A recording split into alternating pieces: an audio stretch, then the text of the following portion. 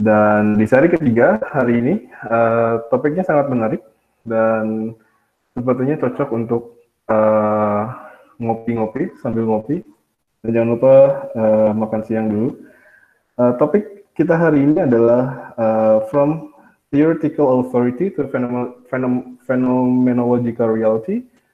So, traversing mystified logics in research method yang akan disampaikan oleh Mas Wawan.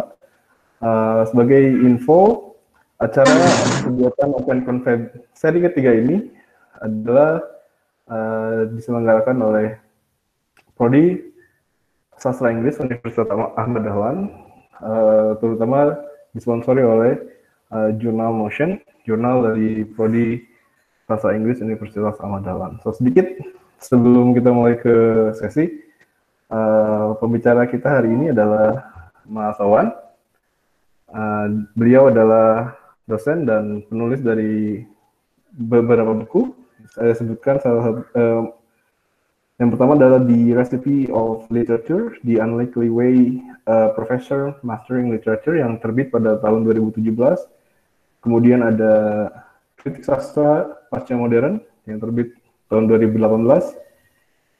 Yang ketiga adalah Pasca Kolonial, Wacana, Teori, dan Aplikasi, terbit di tahun yang sama pada tahun 2018. Dan yang terakhir adalah Zizek, Subjek, dan Sastra, yang juga terbit pada tahun 2018. Oke, so kita sambut Mas Wawan. Apa kabar Mas Wawan? Ya. Sehat? Ya, baik-baik aja Mas. Ya, sehat. Topiknya kayaknya sekarang topiknya menarik tentang theoretical authority to phenomenological reality, so traversing mystified logic in research methods. So kayaknya akan sangat relevan sekali dengan peserta, karena kurang lebih kebanyakan adalah mahasiswa. Topik ini akan bermanfaat ketika nanti mahasiswa menghadapi perkuliahan tentang research methods, apa yang diharapkan dari research method itu, dan mungkin ini ada insight baru terkait research method. Karena ya sebenarnya kalau membahas tentang logika dalam penelitian, terutama bagaimana kita membuat suatu teori dalam suatu penelitian dan membuat kita itu tidak mereproduksi teori itu, tapi bagaimana kita memanfaatkan teori itu untuk menopang argumen kita, itu sebenarnya bukan sesuatu yang baru. Cuma kita atau kebanyakan dari kita itu sering menyalahpahami bagaimana teori itu dimanfaatkan dalam suatu penelitian. Jadi saya membahas di sana. Itu sebenarnya topik yang cukup berat ya sebenarnya. Apalagi kemarin habis mendaki gunung. Oke. So, theoretical authority dan phenomenological reality itu kira-kira konsep dasarnya kayak gimana, Mas, untuk diterapkan di research method, terutama yang berkaitan dengan sastra, mungkin linguistik atau kajian budaya? Mungkin nanti saya akan menjelaskan theoretical authority itu dalam artian atau dalam konteks bahasa, bisa linguistik, bisa pendidikan bahasa, bisa budaya dan sastra, lingkupnya di sana. Dan bagaimana maksud dari theoretical authority itu seperti ini ya. Ketika kita melakukan suatu penelitian, kita itu sebenarnya melakukan penelitian berdasarkan pikiran kita atau suatu permasalahan. Lantas letak teori itu di mana dalam penelitian kita? Jika kita punya pikiran sendiri. Nah, itu yang sering disalahpahami orang. Makanya tadi saya mengatakan banyak penelitian itu yang cuma menggunakan teori, diterapkan, teori itu selesai. Jadi tidak menemukan sesuatu yang baru dalam suatu penelitian. Nah, itu nanti yang mungkin saya akan diskusikan di sini. Oke, so mungkin kita sekarang bisa langsung ke materi yang akan disampaikan oleh Mas Wawan. Ya, tidak apa-apa. Silakan. Oke, terima kasih. Selamat siang untuk semuanya dan assalamualaikum warahmatullahi wabarakatuh. Oke, saya akan memberikan suatu case bagaimana kita melakukan suatu penelitian dengan suatu analogi yang mungkin sering kita jumpai tapi kita sering melewatkan saja. Contohnya seperti ini. Ada hujan, kita semuanya di dalam suatu ruangan, kemudian ada hujan. Kita tahu itu hujan dari mana? Mendengar suaranya. Misalnya kalau itu jendelanya terbuka, kita tahu dari jendela. Nah, pertanyaannya, seorang peneliti itu pasti akan mengasumsikan bahwa itu hujan berdasarkan ciri-cirinya. Tapi peneliti masih di dalam ruangan. Tapi kemudian peneliti yang lain akan membuktikan bahwa di luar memang hujan. Kemudian peneliti lain keluar. Namun ada peneliti yang lain lagi yang menginvestigasi, jangan-jangan hujan di luar itu adalah hujan buatan. Dia mengasumsikan bahwa itu hujan buatan karena ini bulan Juni. Jadi yang benar yang mana? Jadi setiap penelitian itu sebenarnya kita tidak bisa melakukan semacam klaim, apalagi klaim yang otoritatif, yang semena-mena seolah-olah klaim kita itu adalah yang paling benar. Setiap orang pasti memiliki asumsinya sendiri, dan itu pasti berdasarkan hal-hal yang sifatnya teoritis, pengalaman, pembuktian, dan lain sebagainya. Jadi dari sini, dari analogi ini mungkin saya akan memulai bagaimana kita melakukan penelitian dan bagaimana kita menempatkan teori di dalam penelitian kita. Oke, pertama gini, dalam suatu penelitian atau research, setiap penelitian pasti memiliki masalah. Jika tidak ada masalah, berarti kita belum memiliki hak untuk melakukan penelitian. Karena setiap penelitian tidak bisa kita cuma mengarang-arang suatu permasalahan atau membuat suatu masalah. Kepekaan kita terhadap masalah akan menentukan bagaimana kita mulai atau melakukan start terhadap penelitian kita. Nah, setiap penelitian memiliki masalah. Kemudian setiap masalah kita argumentasikan. Tapi sebelum kita mengargumentasikan sesuatu, kita wajib memiliki semacam referensi atau bidang pengetahuan agar masalah kita itu tersusun secara metodis. Nah, tersusun secara metodis ini yang membedakan antara penelitian orang-orang awam, orang-orang yang non-pendidikan, atau orang-orang non-akademisi, dengan orang-orang akademisi. Contohnya seperti ini ya. Ada suatu kecelakaan di lampu merah. Ada ibu-ibu kecelakaan di lampu merah. Orang-orang di warung melihatnya ya memang itu salahnya ibu-ibu. Dia melihat suatu masalah. Penjelasannya hanya sekedar penjelasan masalah itu terjadi. Tapi seorang polisi atau anggap saja di kecelakaan itu di perempatannya. Kemudian ada seorang polisi, kemudian ada seorang antropolog, kemudian ada rentenir bank untuk cicilan motor. Seorang polisi akan menjelaskan bahwa kesalahan ibu-ibu kecelakaan itu dikarenakan tidak mematuhi rambu-rambu lalu lintas, tidak mematuhi prosedur berkendara yang baik dan lain sebagainya.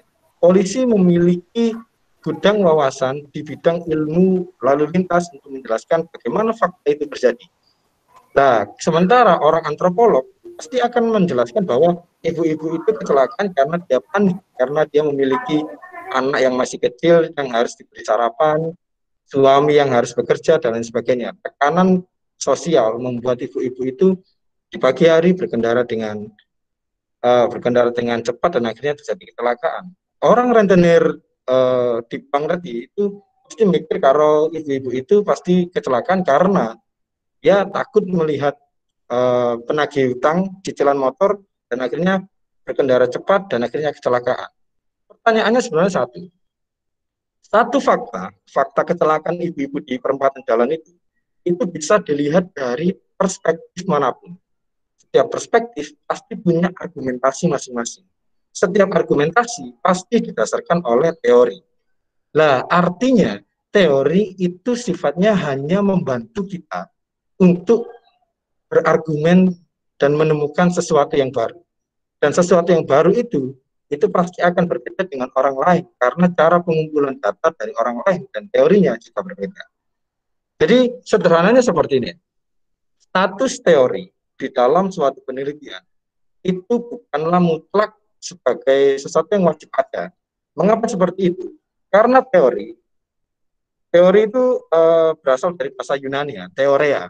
Artinya vision atau to view, to see, untuk melihat. Kalau dilihat dari derivasi istilahnya, maka teori itu hanyalah alat untuk melihat. Nah, kekeliruan orang saat ini itu justru menjadikan teori sebagai dasar penelitian. Dasarnya teori itu adalah alat. Ini sekarang digunakan sebagai dasar penelitian. Maka dari sini yang terjadi adalah reproduksi teori yang seolah-olah teori ini paling benar dan teori yang lain itu yang salah. Teori ini yang paling terbaru, mutakhir, teori yang lain itu yang salah. Padahal setiap teori itu memiliki kualitas untuk dicocokkan dalam konteks permasalahan yang berbeda. Jadi ingat ya, teori itu adalah alat untuk melihat. Jadi jangan berangkat atau memberangkatkan suatu penelitian dari teori. Dan biasanya banyak dosen yang mengatakan, teorinya apa? Lah, itu pertanyaan yang sebenarnya menurut saya perlu dikritisi dosen-dosen yang seperti itu. Karena setiap penelitian itu harus berdasarkan masalahnya apa. Teori itu hanya membantu. Mungkin itu mungkin bisa dijeda dengan sesi pertanyaan mengenai status teori tadi. Sebelum saya lanjut ke topik berikutnya. Baik, jika ada pertanyaan terkait tadi status teori di dalam penelitian atau di dalam riset, silakan bisa diajukan, bisa membuka atau men-unmute mikrofonnya jika ingin bertanya, atau menulis di kolom chat. Dipersilahkan. Ada pertanyaan kah? Ditanyakan saja untuk teori, karena topik berikutnya pasti akan lebih mumet daripada teori. Iya. Habis ini saya jelaskan perbedaan teori dalam ilmu humaniora dengan teori di ilmu eksak seperti kimia, biologi, dan fisika. Yap, para peserta, jika ada pertanyaan, dipersilakan. Boleh langsung dengan meng-unmute speakernya atau menuliskan pertanyaannya di kolom chat. Ada yang ditanyakan? Kalau tidak ada, saya lanjut aja. Iya. Coba Pak, duluan ya. Oke. Boleh ya? Silakan Pak Hafiz.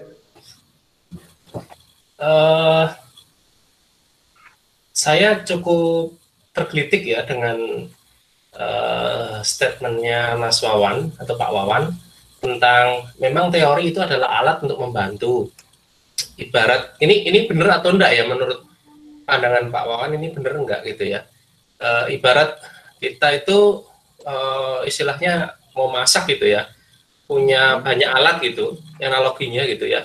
Ada pisau buah, pisau sayur, pisau daging dan sebagainya. Nah, permasalahan yang kita ini mau masak apa gitu. Jadi mau pakai teori yang mana? Itu alatnya. Apakah analogi itu sesuai dengan apa yang jenengan pikirkan, Pak Wawan? Oke, kalau dianalogikan dengan memasak, peralatan untuk mengolah bahan itu adalah metode penelitian. Dalam metode penelitian. Tapi kalau bahan ini yang biasanya ada di dalam suatu teori. Setiap teoretikus siapapun, jadi profesor kemudian menjadi teoretikus, menteoretikan sesuatu, itu pasti berdasarkan suatu masalah atau fenomena. Nah, pertanyaan saya itu seperti ini. Setiap teoretikus menteorisasikan sesuatu itu berdasarkan pengalaman atau fenomena yang dia teliti. Masalahnya, fenomena atau fakta itu pasti berubah. Makanya, setiap penelitian itu adalah latihan bagaimana suatu saat nanti kita akan menteorisasikan sesuatu. Karena jika tidak ada perbaruan dari seorang peneliti atau akademisi untuk melakukan suatu loncatan dari teori tersebut, maka yang terjadi adalah reproduksi teori itu tersebut.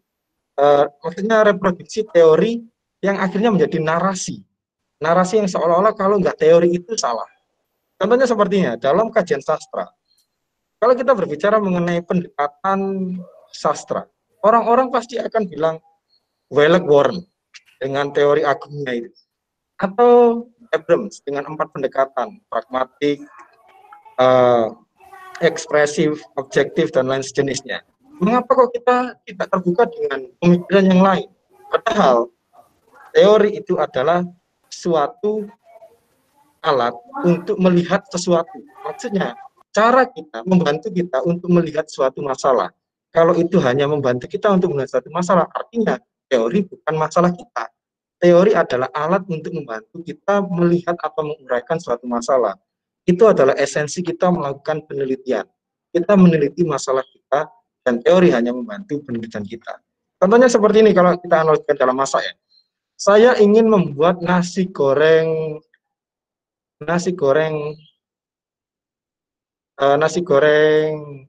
ketela misalnya. Nah, nasi goreng ketela. Kita pikir emang bisa lah nasi goreng ketela, itu kan nggak masuk akal. Nah, maka dari situ kita teliti, kita mengasumsikan sesuatu, kita mencoba memproposisikan sesuatu yang baru. Dan teorinya, teori nasi goreng. Kenapa? Nasi goreng basicnya seperti itu. Dan kita memproposisikan sesuatu yang baru. Jadi teori hanya membantu kita untuk menemukan atau menginovasi suatu penelitian. Maksudnya seperti itu, Mas. Bagaimana? Bagaimana, Pak Hafiz? Ada follow up atau komen dari Mas Wan?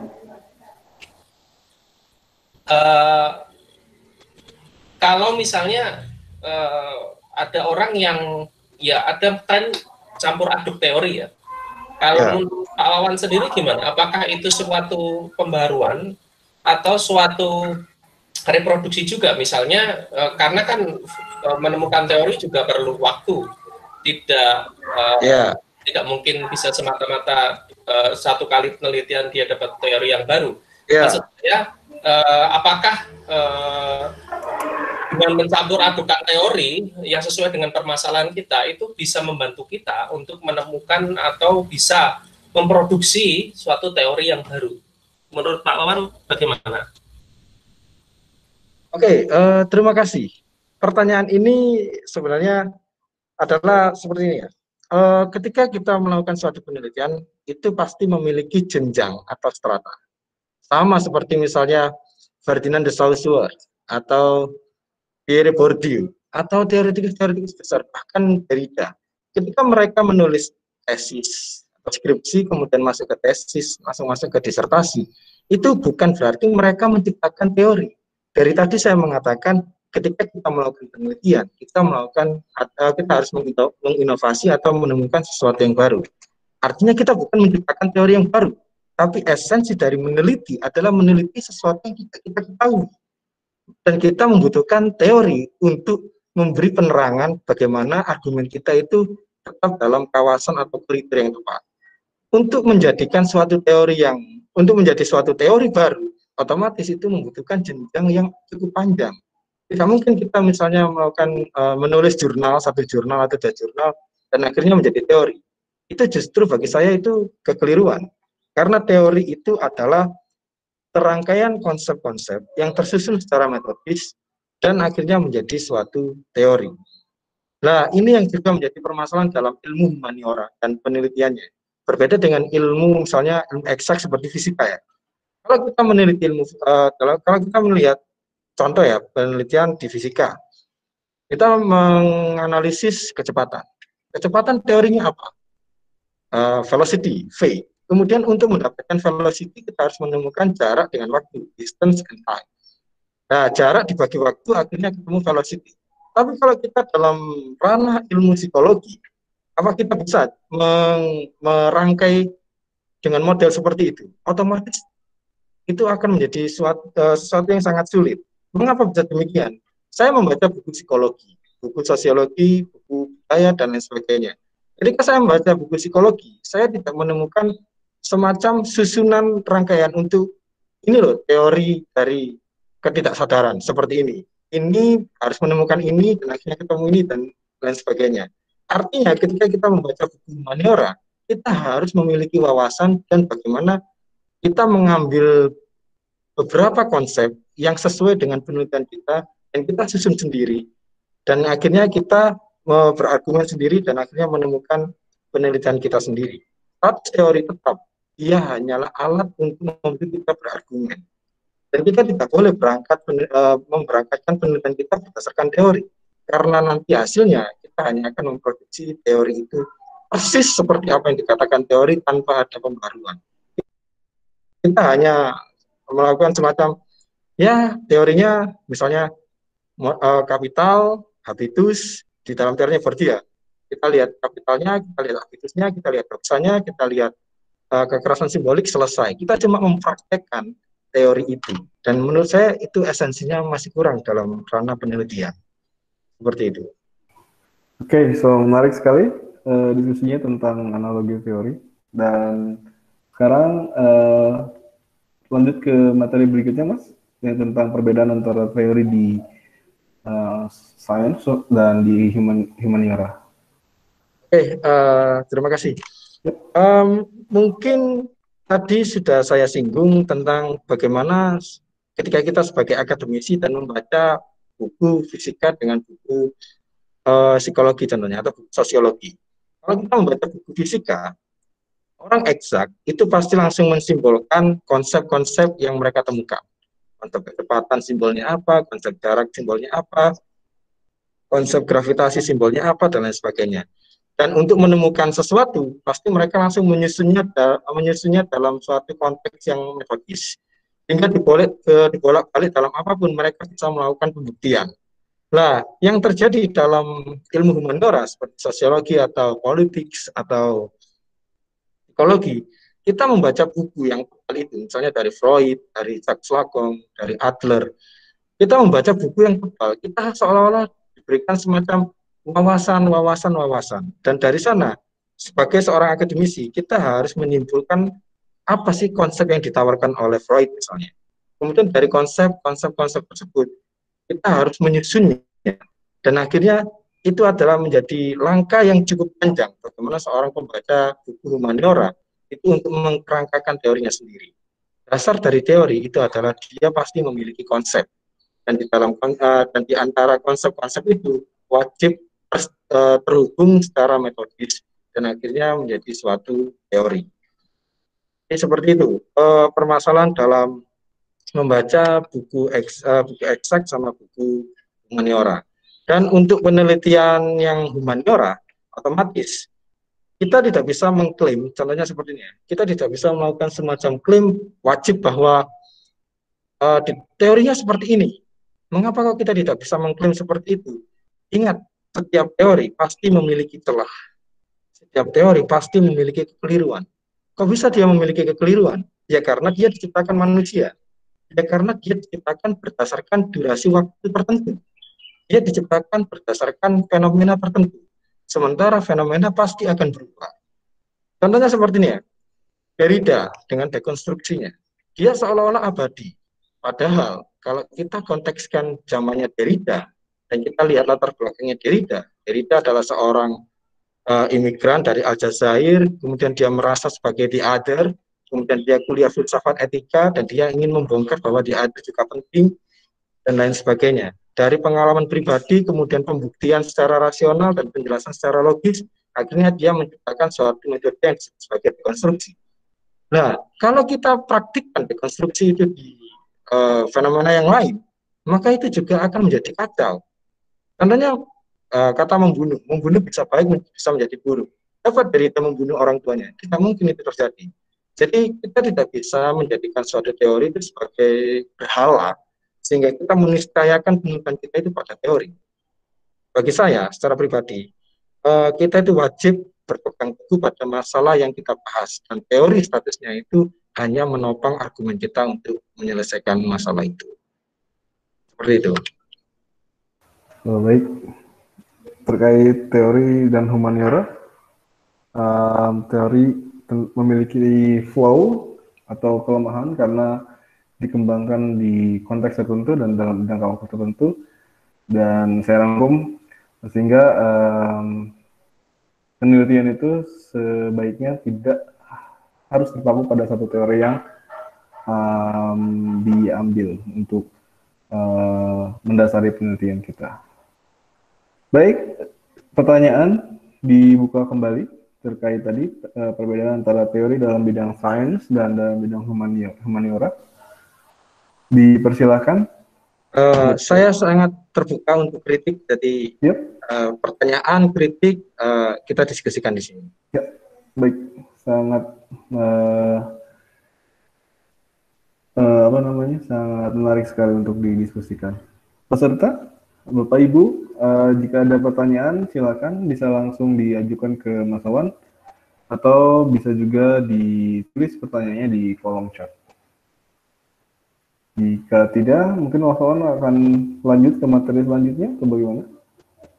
Baik, setelah saya membahas status teori, ya. Kenapa dari tadi saya membahas status teori? Karena kadang kita itu ketika kita tidak melihat status dari sesuatu, maka kita akan salah menggunakannya. Ya contohnya kayak dalam hubungan asmara lah. Kalau kita tidak tahu kalau statusnya itu sudah menikah atau belum, maka kita melakukan pendekatan yang keliru juga. Jadi kita secara serampangan akhirnya apa ya, melakukan praktik-praktik yang di luar dugaan.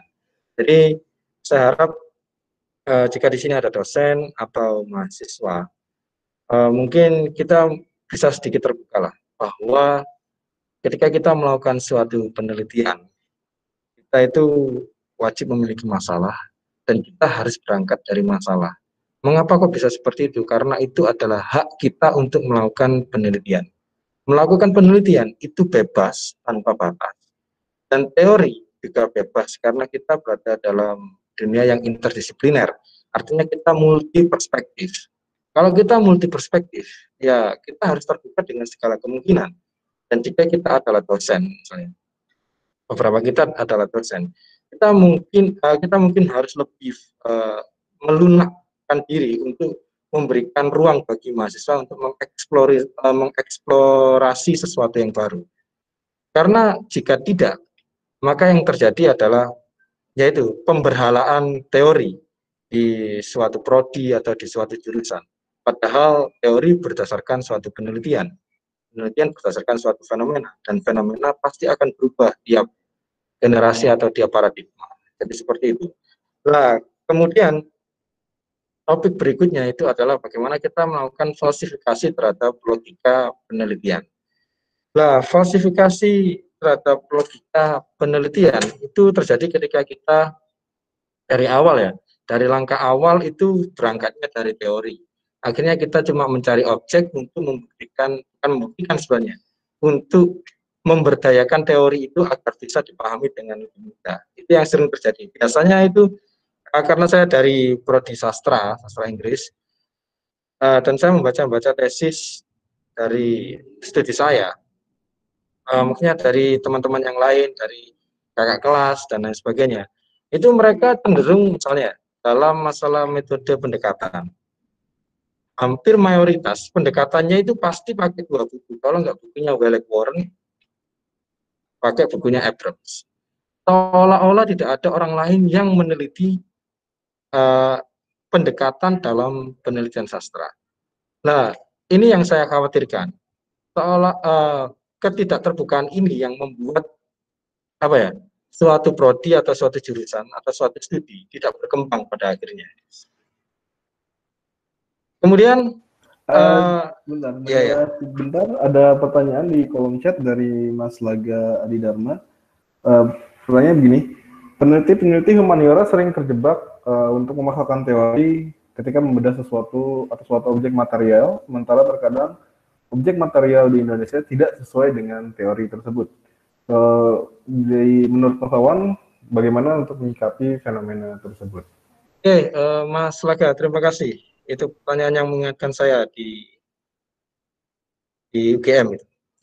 Tentang teorinya dari Barat, kemudian objeknya itu dari Indonesia. Bagaimana kita mengatasi slip atau rupture di antara itu? Sebenarnya gini ya, kalau kita memanfaatkan teori itu dengan benar, maka kita tidak akan pernah atau kita tidak akan pernah mengalami suatu keterpaksaan dalam suatu penelitian. Makanya keterpaksaan itu terjadi ketika kita, contohnya, kita terlalu, saya mencoba lebih terbuka ya ini, lebih personal lah intinya. Kadang kita itu sebagai akademisi, ketika kita memahami suatu teori, terutama teori yang baru, ada semacam gelora atau hasrat kita itu, wah, saya paham teori ini, dan kita akhirnya menjadi bangga. Dari ketika kita bangga memahami suatu teori, akhirnya menjadi suatu fanatisme. Dan ketika itu menjadi suatu fanatisme, ketika kita diwajibkan untuk melakukan suatu penelitian, kita mencari objek atau mencari masalah yang sesuai dengan teori yang kita cintai tersebut. Dan itu yang saya alami dulu ketika waktu S1. Ketika saya belajar Derrida dan saya paham dan saya sangat ngefans dan merasa Derrida itu paling benar dengan dekonstruksinya. Akhirnya saya mencari objek yang sesuai dengan Derrida. Dan menurut saya itu adalah sesuatu yang keliru. Mengapa kok bisa demikian? Karena itu sama seperti gini. Anda menganggap semua masalah itu salah kalau itu tidak bisa dibedah dengan Derrida. Mengapa? Ya karena kita terlalu basis kita itu sudah sangat fanatik dengan Derrida karena kita merasa paham Derrida. Harusnya itu tidak akan terjadi jika kita punya objek materi atau suatu permasalahan. Kemudian kita menambah wawasan teori apa yang bisa menyelesaikan masalah kita. Jadi kita harus menghindari kecintaan kita terhadap suatu teori. Karena sebagai akademisi kita harus objektif. Jika memang teori itu memiliki catatan atau masih prematur, ya kita tidak bisa memaksakan dalam suatu penelitian. Kita harus berangkat dari suatu masalah dan teori menyesuaikan masalah tersebut. Bukan suatu masalah yang dipaksakan sesuai dengan teori. Karena lagi-lagi teori itu memiliki konteks waktu dan konteks budaya dan konteks apapun, sehingga dia statusnya hanyalah alat. Untuk kasus yang tadi ya, misalnya kita mau menganalisis novel Indonesia kemudian objeknya itu adalah objeknya novel Indonesia, kemudian teorinya kita pakai teori barat, apakah tidak terjadi kesalahpahaman? Sebenarnya gini ya, itu akan terjadi kesalahpahaman jika kita tidak paham betul-betul teori itu digunakan untuk apa. Sama seperti ini ya, knalpot itu memiliki fungsinya knalpot sebagai pembuangan gas. Tapi kalau kita memanfaatkan knalpot untuk yang lain, misalnya untuk setir, ya bisa aja, tapi kan itu ada sesuatu yang aneh atau sesuatu yang tidak pas di sana. Nah, setiap objek itu kan bisa dilihat dari konteks tertentu. Misalnya novel Indonesia, kemudian Anda mau membahas tentang postkolonialnya atau efek-efek pasca penjajahan di novel-novel Indonesia. Kemudian Anda menggunakan teorinya Edward Said atau Homika Bhabha dan lain sejenisnya. Anda harus paham, Said itu ngomongin teori orientalisme itu dalam konteks apa. Kalau misalnya dia dalam konteks sama penjajahan secara umum, maka itu bisa diterapkan untuk penjajahan di Indonesia. Tapi kalau Anda menggunakan Frantz Fanon tentunya tentang kolonialisasi, dekolonisasi, serta ada konteks rasialnya di sana, maka kurang cocok jika dibahas di Indonesia karena penjajahan di Indonesia tidak menekankan pada konteks rasialnya. Jadi ketika Anda memahami suatu teori, Anda harus benar-benar paham teori itu digunakan untuk apa, konteksnya apa, dan lain sebagainya, sehingga tidak akan terjadi kekeliruan ketika menggunakannya. Seperti itu. Baik, so sangat detail sekali tadi penjelasan dari Mas Wawan terkait menyikapi objek material yang tidak sesuai dengan teori yang ada atau yang digunakan ketika penelitian. Oke, itu Mas Lega, barangkali ada komentar? Sanggahan, mungkin sanggahan. Ini ada lagi Mas, sebenarnya ya. kata dari Dimas Fahmi, sebenarnya untuk menguji kelayakan teori yang digunakan dalam sebuah penelitian secara umum itu seperti apa? Menguji kelayakan teori dalam sebuah penelitian. Menguji kelayakan. Ini pertanyaannya bersayap ini. Mengapa kok bisa demikian? Kalau kita menguji kelayakan teori, suatu teori itu pasti sudah layak. Dia menjadi teori karena sudah terbuktikan. Ini aja, terbuktikan dalam konteks tertentu. Jadi tidak ada teori yang mengakomodasi semua kebenaran di dalam dunia. Maka dari itu muncul fakultas, dan di dalam fakultas muncul studi yang lain. Nah, menguji kelayakan teori, suatu teori pasti sudah layak. Kalau menguji kelayakan teori sebagai kecocokan teori untuk suatu penelitian, ya kita harus menyesuaikan masalah kita itu apa, dan apakah teori itu membantu atau justru membebani masalah kita. Kalau teori itu membebani masalah kita, artinya kita memaksakan teori di dalam suatu penelitian. Nah, ingat ya, di dalam suatu teori itu pasti banyak konsep-konsep. Kita hanya perlu mengambil konsep-konsep yang dibutuhkan saja di dalam penelitian kita, dan kita susun sendiri, dan akhirnya menjadi suatu penelitian yang memiliki stabilitas di dalam argumentasi karena punya landasan berpikir.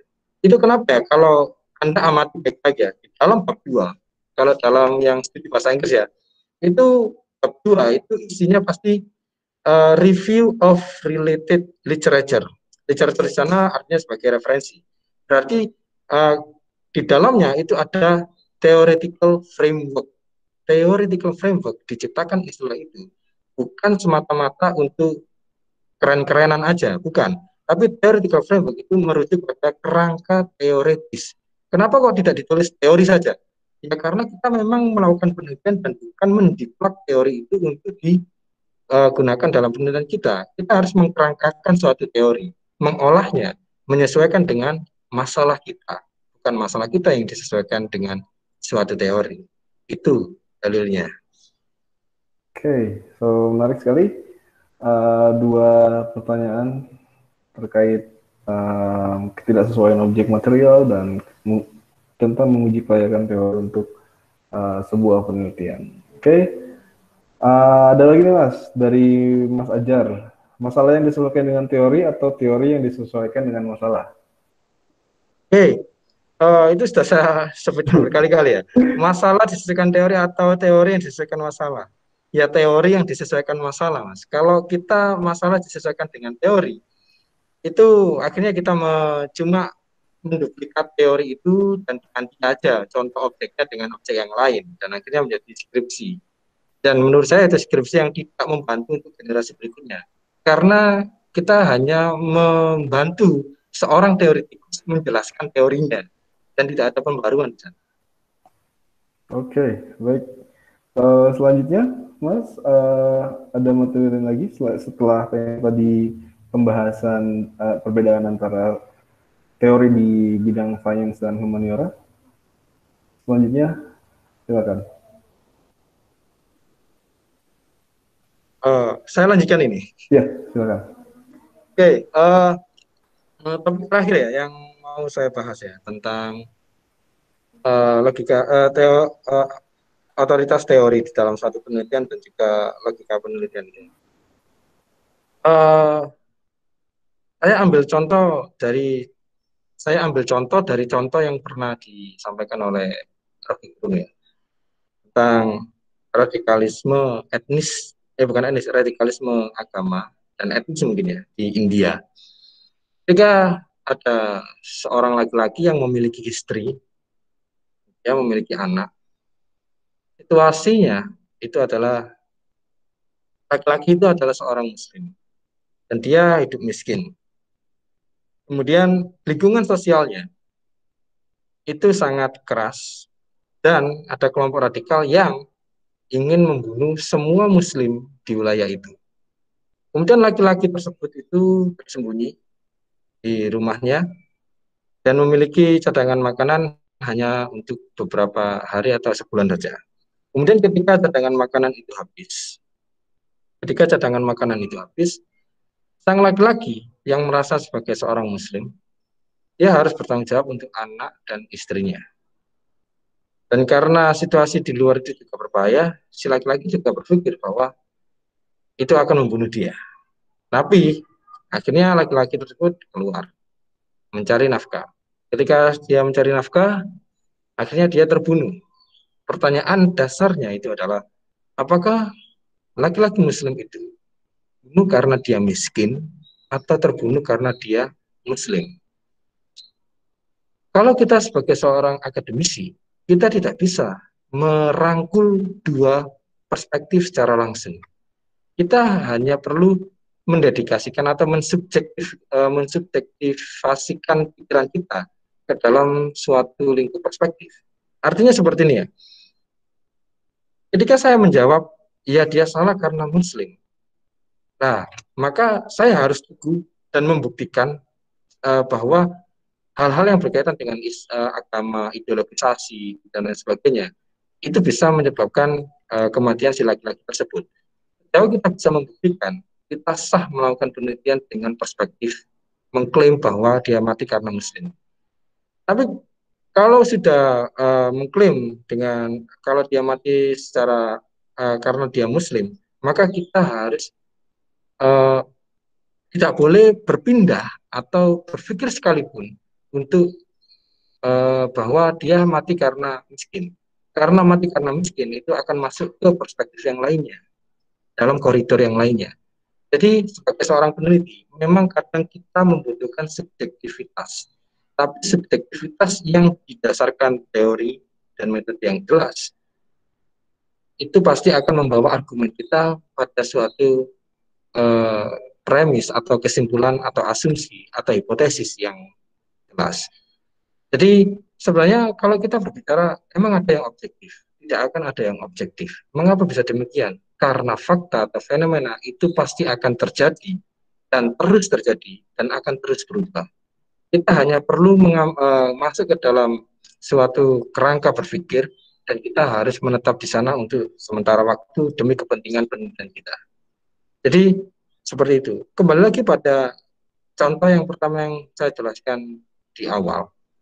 Ketika seorang ibu-ibu di pagi hari kecelakaan, seorang polisi bisa membenarkan argumennya, seorang antropolog bisa membenarkan argumennya, bahkan seorang tukang becak bisa membenarkan argumennya. Argumen pada apa? Argumen pada fakta yang sudah terjadi. Fakta apa? Fakta ibu-ibu bahwa ibu-ibu telah kecelakaan. Seorang peneliti hanya bisa meneliti. Seorang peneliti itu seperti orang di dalam ruangan yang berdebat tentang apa yang terjadi di luarnya. Kita tidak bisa menyentuh fakta. Kita hanya bisa meneliti suatu fakta dari data yang kita kumpulkan. Data yang kita kumpulkan itu berdasarkan wawasan atau kerangka teoritis yang kita miliki. Makanya tadi polisi itu bisa memberikan semacam argumen pembenaran bahwa tentang suatu kecelakaan berdasarkan teori-teori hukum lalu lintasnya. Seorang antropolog itu bisa menjelaskan pembenaran argumennya dengan data-data yang diambil berdasarkan wawasan antropologisnya. Dan seperti itu. Jadi saya harap ketika kita membimbing suatu penelitian atau kita melakukan penelitian, kita itu sebenarnya hanya harus terbuka dan kita harus memiliki wawasan yang lebih untuk memahami dan bagaimana cara menggunakan suatu teori di dalam suatu penelitian. Seperti itu. Baik, ada follow up pertanyaan juga dari Pak Muhammad Hafiz Kurniawan. Dia begini, ketika ingin menggunakan teori maka kita harus menyesuaikan dengan masalahnya. Misalnya jika terdapat keterbatasan waktu dalam penelitian, apa yang harus dilakukan? Karena katanya proses menemukan dan merangkai beberapa teori yang tepat untuk masalah yang kita hadapi memerlukan waktu yang tidak sedikit, dan apakah adanya trial dan error itu masih dimaklumi, dan apakah kita bisa fokus pada satu masalah saja sehingga pada titik tertentu kita bisa merangkai teori yang tepat. Oke, sebenarnya gini ya. Kalau kita bercita-cita menciptakan suatu teori, itu sebenarnya sama ya, kayak kita bercita-cita ingin nikah di umur berapa. Nah, masalahnya hanya Tuhan yang tahu kan. Tapi itu kalau nikah. Tapi kalau teori, yang menentukan itu adalah teori Anda, itu bukan Tuhan. Tapi pengujian-pengujian secara sistematis yang dilakukan di instansi atau institusi yang legal secara akademis. Contohnya gini ya. Ketika Anda menulis suatu artikel, atau ketika Anda seorang sarjana, calon sarjana lah, melakukan penulisan skripsi, berarti Anda harus mendeskripsikan suatu permasalahan. Lalu dari skripsi adalah mendeskripsikan suatu masalah. Anda tidak dituntut untuk menemukan atau mensintesiskan sesuatu. Tapi kalau tesis levelnya, itu berarti Anda sudah mulai melakukan semacam klaim atau melakukan semacam sintesis, penarikan suatu tesis atau kesimpulan. Tentunya kesimpulan yang baru. Tapi kalau nanti levelnya disertasi, berarti Anda harus Anda mulai merangkai suatu permasalahan sehingga menjadi embrio bagi suatu teori yang nantinya akan Anda ciptakan. Tentunya proses itu cukup panjang. Nah, untuk masalah Ketika kita ingin menggunakan teori, maka kita harus menyelesaikan dengan masalahnya. Misalnya jika terdapat keterbatasan waktu dalam penelitian, kita harus seperti apa? Kita harus seperti apa? Ini pertanyaan apa coba? Kita harus seperti apa? Kita harus seperti pemuda yang insaf gitu ya. Jadi gini, kalau kita lihat, saya ada dua pembicaranya di sini untuk menjawab ini. Pertama gini, seorang pemikir berat, ya teori-teori seperti Sigmund Freud, Ferdinand Saussure, Jean-Paul Triard, atau apa itu, Gilles Deleuze, Michel Foucault, dan lain sebagainya. Mereka itu mengerangkakan pemikiran mereka itu tidak yang saling kontradiksi satu sama lain. Jadi dalam prosesnya, misalnya gini ya, mengapa Foucault kok memiliki teori yang pakem seperti itu ya, misalnya wacana, kekuasaan, itu karena dia menulis buku tentang Madness and Civilization. Madness and Civilization, buku tebal itu ditulis sendiri. Dia hanya mengeluarkan konsep tentang Madness and Civilization. Di dalamnya ada konsep-konsep kecil lainnya. Kemudian dia juga menulis buku tentang arkeologi pengetahuan, tentang knowledge and power, dan lain sebagainya. Dari buku-buku tersebut, dia tulis setelah dia melakukan menulis disertasi. Artinya ketika Anda sudah melewati proses disertasi atau mengkerangkakan sendiri pemikiran Anda harus mulai menulis konsep-konsep yang Anda tawarkan, yang mana konsep tersebut tidak boleh saling paradoks dengan satu sama lain. Mengapa? Karena suatu teori di dalamnya pasti tidak akan terjadi suatu paradoks. Pasti tersusun secara metodis dan tersusun secara jelas untuk mengerucut pada suatu asumsi dasar, yaitu teori itu. Jadi itu yang pertama. Kemudian yang kedua, apakah teori itu ada keberlangsungannya atau ada masanya? Saya rasa teori itu tidak memiliki masa waktu maksudnya, tidak memiliki batas waktu. Kenapa? Karena teori itu bisa dimanfaatkan oleh siapapun dan kapanpun. Saya kasih contoh. Giorgio Agamben itu membahas tentang filsuf-filsuf Itali atau filsuf Romawi kuno. Itu berapa ratus tahun setelah Yunani. Jadi, atau contoh lain, Derrida mengkritiki Plato dan juga mengkritiki Plato dan Aristotle tentang bahasa dan lain sebagainya. Dan kemudian kalau kita lihat sendiri, misalnya Derrida, teori-teorinya tahun 60-70-an, 80-an terakhir. Tapi boomingnya 2000-an. Atau contoh lain Foucault, 50-60-an. Boomingnya 90-an, 2000-an. Artinya teori itu ketika Anda keluarkan tidak akan langsung menjadi sesuatu yang besar, tapi akan melewati pengujian-pengujian dan pembuktian. Ketika semakin masif pembuktian dan pengujian tersebut, maka dari sana teori Anda akan semakin terbuktikan. Ketika terbuktikan, semakin banyak orang akan mengorientasikan pemikiran Anda menjadi dasar berargumen dalam suatu penelitian. Jadi seperti itu prosesnya. Baik, so kita buka kembali sesi pertanyaan. Oke, ada satu lagi Mas dari Bu Hana Farida. Saya bacakan ya. Bagaimana pendapat Mas Wawan ketika ada mahasiswa yang penelitiannya ditolak oleh dosen pembimbing karena teorinya terlalu out of date, misalnya teori Marxis. Dan satu lagi dari Mas Hajar, menurut Mas Wawan katanya novelty dalam sebuah penelitian itu seperti apa? Dan aspeknya apa aja? Oke, terima kasih Mbak Hana Farida. Bagaimana pendapat saya kalau ada mahasiswa yang ditolak pembimbingnya karena katanya teorinya terlalu out of date? Ya, kalau saya ganti pembimbing aja lah. Kan pembimbing ada banyak, kan gitu. Sederhananya loh ya. Logikanya loh ya. Kenapa? Karena mahasiswa itu punya hak untuk meneliti, itu dasarnya. Mahasiswa punya hak untuk meneliti dan pembimbing, istilah pembimbing dalam bahasa Inggris adalah advisor. Kalau advisor, dia cuma memberi advice, bukan mengklaim. Kenapa kok dia bukan mengklaim? Ya, karena dia advisor statusnya. Makanya dalil dari setiap pembimbing itu adalah membimbing. Kalau misalnya mahasiswa itu, contoh ya, kasusnya gini, dia pakai Marx, katanya sudah lama, berarti, tapi yang misalnya si mahasiswa itu sangat suka dengan hal yang berbau Marxis ya. Ya berikan saja wawasan tentang Marxis yang kekinian, yang post-Marx. Contohnya apa? Slavoj Žižek bisa, Laclau juga bisa. Itu teori-teori yang sekarang lagi digemari di Eropa Barat. Jadi mereka itu Marxis dan mereka gaya berpikirnya itu Marx. Jadi masih ada nuansa Marx, tapi dengan pembaharuan konteks. Mengapa kalau kita pakai Marx? Itu Marx itu ngomongin tentang revolusi industri, kapitalisme yang cuma dengan uang dan materi dan lain sebagainya. Tapi juga ada, misalnya kapital itu tidak harus uang, misalnya kapital simbolik, pakai Bourdieu, dia juga Marx.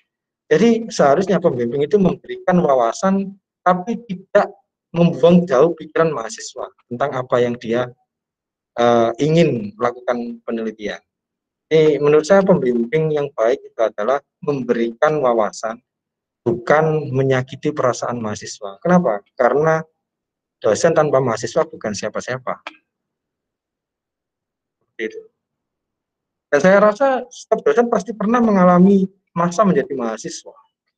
Dan saya harap rasa sakit ketika menjadi mahasiswa itu tidak direproduksi ketika dia menjadi dosen atau menjadi pembimbing. Jadi seperti itu. Kalau misalnya gini ya, mahasiswa itu wawasannya kurang, ya karena mereka mahasiswa. Kalau mereka wawasannya lebih, dia sudah jadi profesor. Logikanya seperti itu. Kalau saya ya, bukan maksud saya itu apa ya untuk mengklaim sesuatu. Kalau saya secara pribadi, secara personal, saya itu selalu menganggap mahasiswa itu adalah teman diskusi. Karena dengan berbicara dengan mereka, dengan ketidaktahuan mereka, saya bisa berdialog. Dan dari berdialog, saya memahami sesuatu. Jujur ya, proses memahami suatu teori itu tidak bisa hanya jika kita itu membaca buku menyendiri di dalam perpustakaan atau di kamar membaca buku tebal-tebal, kemudian kita langsung paham. Cara kerja pengetahuan tidak seperti itu. Kita akan menjadi tahu ketika kita berdialog. Karena dari dialog, kita akan mengekspresikan pikiran kita dalam suatu realitas, dan kita akan mendapatkan respon. Nah, tiap respon itu akan menjadi pengujian wawasan kita. Makanya Socrates itu adalah, menurut saya, Socrates itu satu-satunya orang di dalam lingkup akademisi di dunia yang tidak pernah menulis buku apapun, yang tidak pernah menulis artikel apapun, yang tidak pernah memberikan kuliah apapun.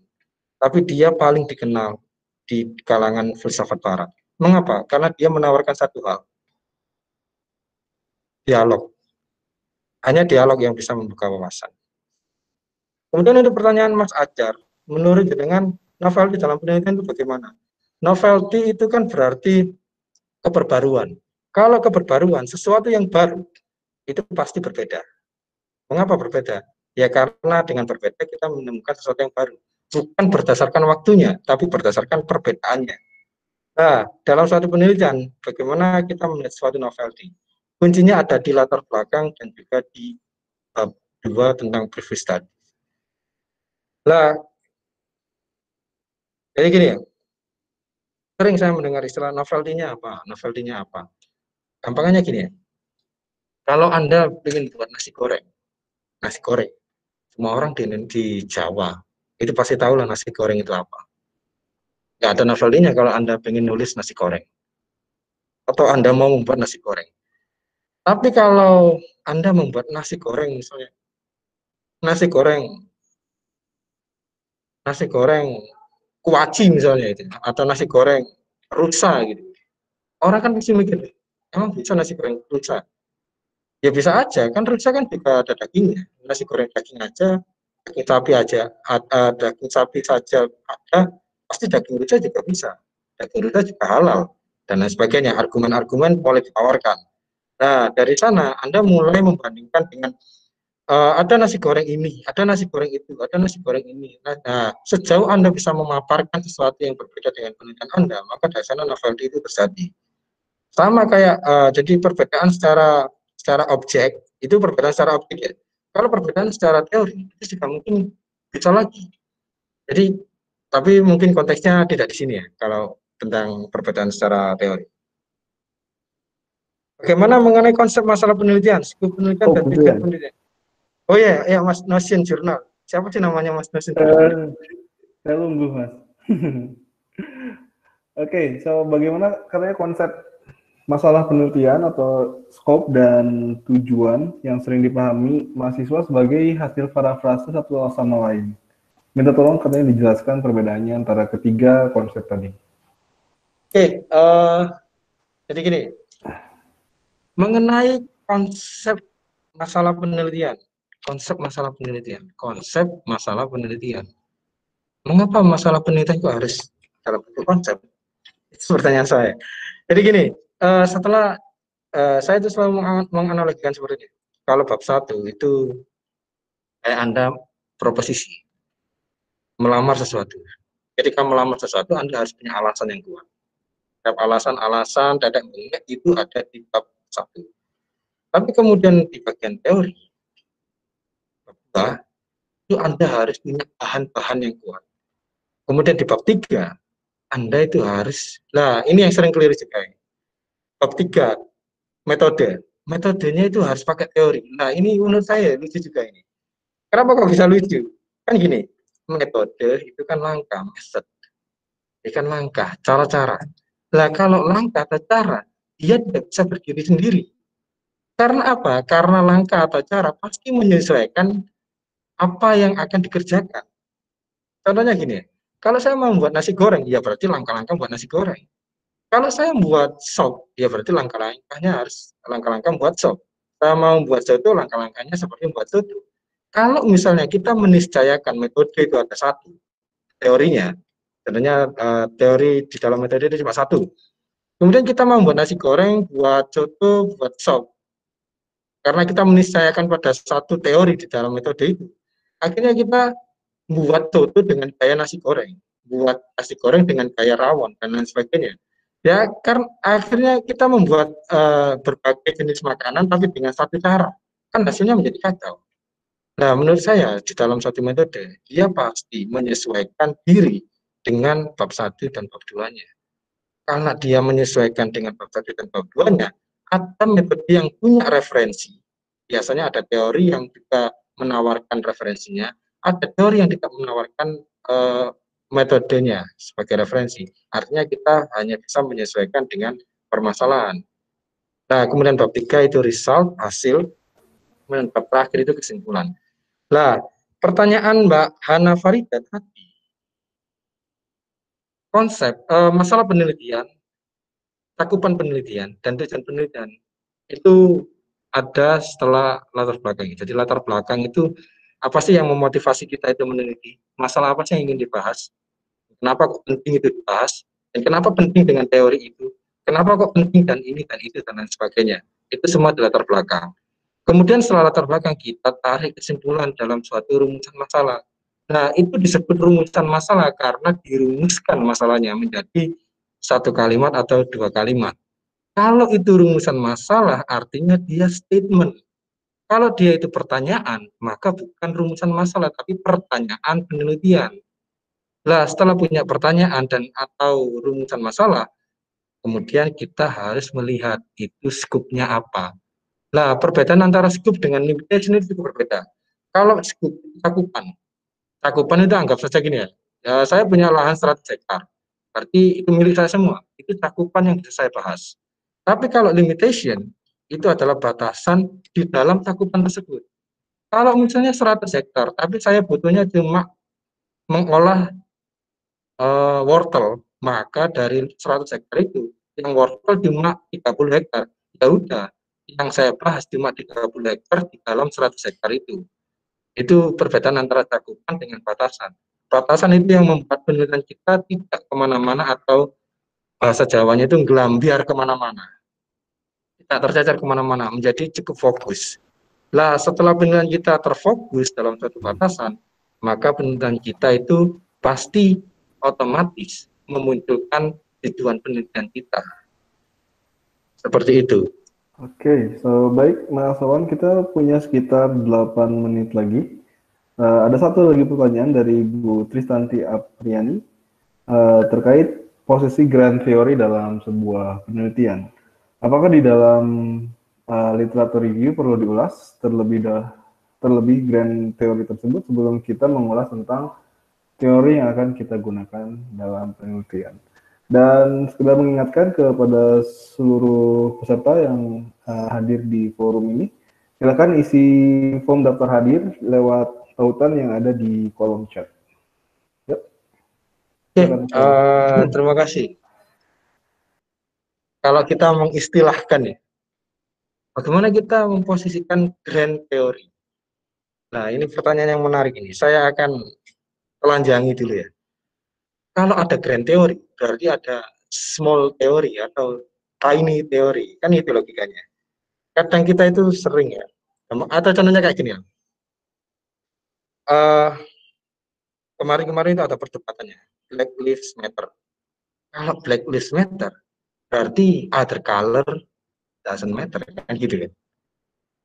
Nah, atau contoh lainnya. Perempuan itu harus setara dengan laki-laki. Atau perempuan itu sama pentingnya dengan laki-laki. Jadi kalau saya dalam pemikiran yang cukup dekonstruktif, kalau kita mengklasifikasikan sesuatu, maka kita akan terjebak dalam suatu bentuk hierarkis dalam wujud apapun. Kalau kita berpikir ada grand teori dalam suatu penelitian, maka kita akan kembali pada masalah dasar pertama kita, masalah fundamental kita, yaitu kita selalu berangkat dari teori untuk mengawali suatu penelitian. Sebenarnya gini ya, grand teori itu terjadi ketika kita menggunakan teori yang benar-benar well matured lah. Tentunya grand teorinya Freud, Lacan, Thales, atau orang-orang yang terkenal itu. Padahal kalau kita benar-benar banyak baca buku, banyak orang-orang yang juga menulis kritik atau menulis pemikirannya sendiri berdasarkan teori pemikiran-pemikiran orang-orang besar tersebut. Dan itu juga layak digunakan dalam penelitian kita. Jadi sebenarnya posisi grand teori itu adalah sama statusnya dia, entah dia grand, entah dia itu small, entah dia apapun lah istilahnya.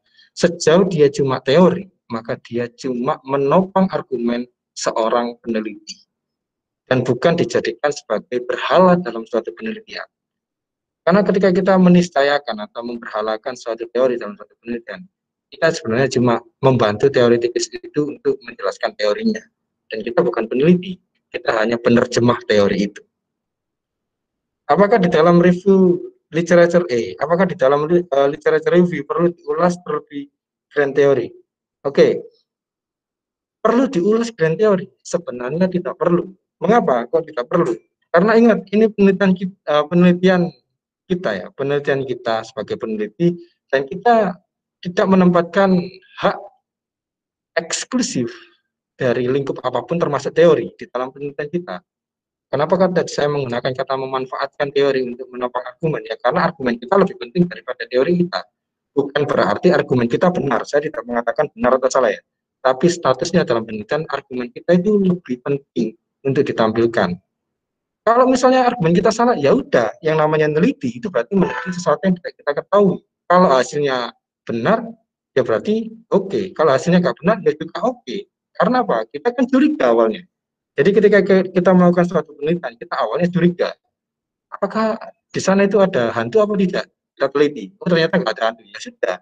Dasar penelitian kan karena dari masalah, maka kita tidak perlu menjadi orang yang positivistik. Hasilnya harus pakem, benar, sesuai teori dan lain sebagainya. Itu menurut saya itu paradigma yang lama, yang positivistik, yang menganggap kebenaran itu cuma satu, harus terbukti.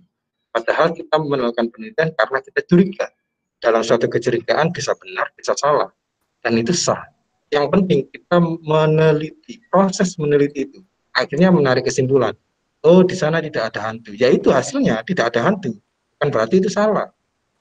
Jadi kita memberikan wawasan kepada orang, oh di sana tidak ada hantu. Itu juga termasuk jawaban. Jadi seperti itu. Dan untuk mengulas teori, saya rasa kita bukan mengulas teori ya. Kita mengambil teori itu sebagai referensi.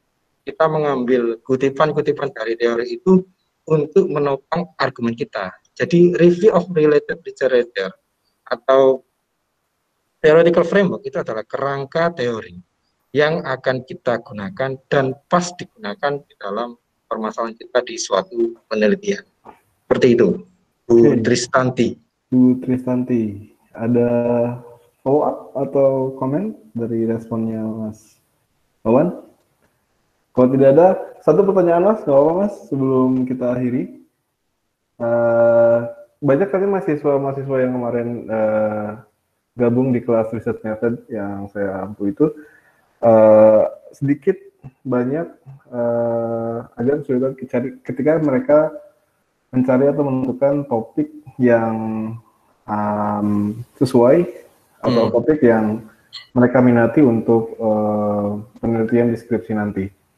Kalau di dasar itu kan ada dua cara ya, mungkin ada dua cara untuk menentukan topik tersebut, misalnya dengan literature review oriented, artinya kita membaca banyak artikel atau banyak riset terkait topik yang akan kita kaji, atau ada juga problem oriented, yang mana kita punya problem, kita punya masalah, dan kita bisa tuangkan itu untuk topik penelitian skripsi kita. Nah, menurut Mas Wawan, kira-kira dari dua cara yang tadi, literature review oriented atau problem oriented, mana yang kira-kira lebih friendly buat mahasiswa? Kalau menurut saya secara pribadi, saya prefer untuk yang kedua, problem oriented itu. Mengapa demikian? Jadi gini ya, kita tidak bisa menyamaratakan satu kelas itu sesuai dengan pikiran kita yang pertama. Kemudian yang kedua, mereka tidak bisa karena batas waktu juga, batas waktu masa kuliah. Mungkin mengerjakan tesis dan proposal itu kan cuma dua atau satu semester itu. Jadi kita tidak bisa membiarkan mereka membaca secara serampangan artikel-artikel yang sebenarnya mereka tidak interest di sana. Jadi kalau mereka harus mulai menentukan masalah apa yang mereka sukai, dan kemudian dosen pembimbing itu melakukan semacam memermak pemikiran mahasiswa untuk agar topiknya itu lebih fresh untuk dibahas. Makanya tadi saya memberi contoh ya, membahas nasi goreng itu kuno. Iya kuno kalau cuma nasi goreng. Tapi kalau nasi goreng dengan variasi yang aneh-aneh misalnya, itu juga akan menjadi nasi goreng dengan tampilan yang baru, dan penelitian memang harus kayak gitu. Jadi saya rasa problem oriented dengan bimbingan dosen yang terbuka, dengan pemikiran terbuka, itu akan membuat suatu studi, program studi itu akan menghasilkan mahasiswa-mahasiswa yang inovatif lah menurut saya. Ya, inovatif plus dalam riset juga novelty-nya kena gitu ya. Iya. Oke, so nggak terasa kita berada di penghujung acara. So, sebelum kita tutup, adakah komen atau kritik? Saya membutuhkan kritik dari para peserta, Bapak Ibu atau rekan-rekan mahasiswa terhadap materi yang disampaikan oleh Mas Wawan, dan mengingatkan kembali para peserta untuk mengisi daftar hadir atau presensi yang ada di kolom chat. Silakan klik tautannya dan isi sesuai dengan apa yang ada di sana. Kalau tidak ada, mungkin Mas Wawan closing remarks. Oke, apa ya penutupnya? Saya nggak pandai menutup sesuatu. Saya suka memulai tapi nggak pandai menutup. Oke, terima kasih untuk diskusi yang bagi saya cukup berarti ini, dan mohon maaf jika banyak kekeliruan atau banyak klaim saya yang mungkin tidak enak atau tidak berkenan atau tidak sesuai dengan pemikiran Anda semua. Tapi yang pasti perbedaan pemikiran itu sangat penting di dalam dunia akademisi, karena tidak ada satu orang pun di dunia ini yang bisa benar-benar menampilkan suatu kebenaran yang otentis tanpa celah. Setiap orang punya pemikiran sendiri-sendiri, dan sejauh pemikiran itu bisa dijelaskan secara logis, rasional, dan dengan pembuktian serta data-data yang jelas, maka itu sah-sah saja dalam dunia akademisi. Sekian, terima kasih. Terima kasih Mas Wawan atas materinya, atas sharingnya dan diskusinya sore hari ini. Semoga apa yang disampaikan tadi dan diskusi yang dilakukan bisa menambah wawasan kita, bisa membuka wawasan kita terhadap penelitian atau khususnya itu tadi terkait dengan status teori, tentang metodologi dan lain sebagainya. Oke, sebelum ditutup, diingatkan kembali agar mengisi form presensi atau form daftar hadir yang tertera di kolom chat, karena ketika nanti sudah di close ruangannya, kemungkinan tidak akan bisa untuk mengakses tautan tersebut. Tentunya ada yang nanya, Mas Meliana, boleh minta kontak Mas Wawan katanya? Ada kontak saya di Mbak Hana Farida. Oh, di mana Farida ya, Bu? Kalau saya bagi-bagi kontak, kirain saya gila eksistensi. Tanya aja Mbak Hana Farida. Oke, so Mbak Meliana atau Bu Meliana, silakan bisa menghubungi Bu Hana Farida kalau pengen kontaknya Mas Wawan. Oke, Mas Wawan, kayaknya nggak ada apa-apa lagi. Dan iya, kalau ada materi PowerPoint, katanya boleh di-share atau tidak? Oh iya, saya katanya Mas Ajar nggak bisa PowerPoint, ya udah nggak apa-apa PowerPoint. Oke. Makanya saya kemarin daki gunung saya, jadi nggak nyiapin apa-apa guys. Nothing dulu saja. Ya. Oke, so terima kasih dan tapi oh ya, benar. Mungkin saya tidak bisa memberikan PowerPoint ya, karena memang tidak saya siapkan. Tapi saya pasti akan terbuka untuk diskusi di WA saya atau di IG. Oke, so IG aja Mas Wawan, kalau boleh tahu? Biar kita... Mbak Hana Farida. Mbak Hana Farida. Oke, so Bu Hana bisa mungkin share ke rekan-rekan yang hadir di kesempatan ini, kontaknya Mas Wawan ya. So, terima kasih Mas Wawan atas waktunya, atas pengetahuannya. Nantikan sesi Notion Confab selanjutnya yang akan diselenggarakan oleh Prodi Sastra Inggris Universitas Ahmad Dahlan. So, sampai di sini pertemuan kita hari ini, dan akhir kata, terima kasih. Wassalamualaikum warahmatullahi wabarakatuh. Waalaikumsalam warahmatullahi wabarakatuh.